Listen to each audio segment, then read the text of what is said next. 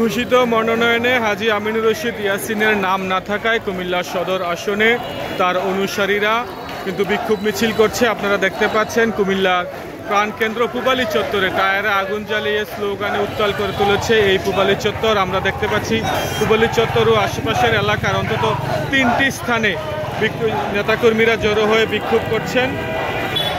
পূবালী চত্বর ও আশপাশের এলাকা কিন্তু ব্লক করে দিয়ে নেতাকর্মীরা স্লোগান দিচ্ছেন। আপনারা দেখছেন সেই চিত্র।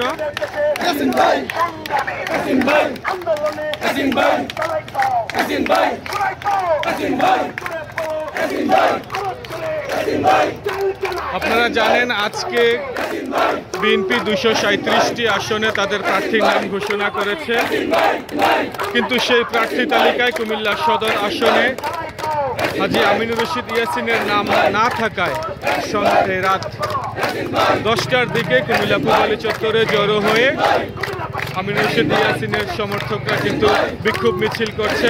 তারা হাজী ইয়াসিনের নামে বিভিন্ন স্লোগান দিচ্ছেন, তাকে মনোনয়ন দেওয়ার দাবি জানাচ্ছেন।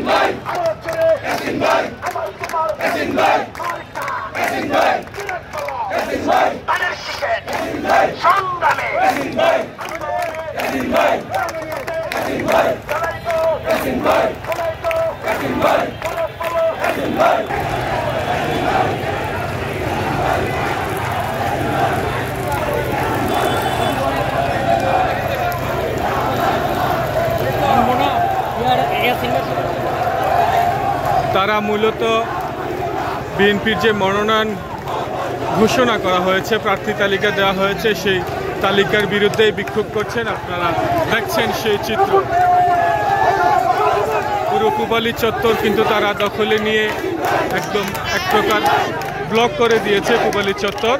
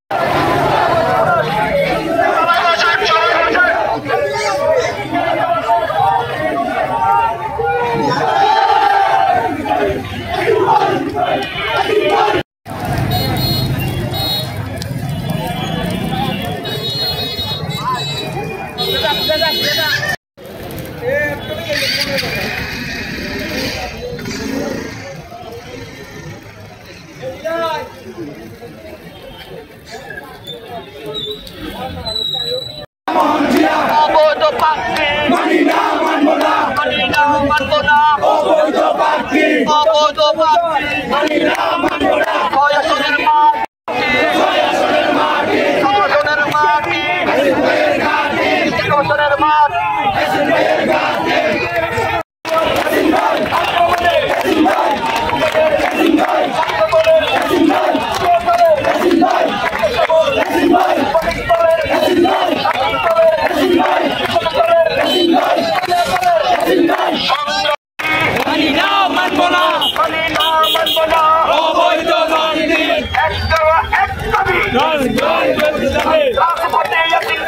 Hey!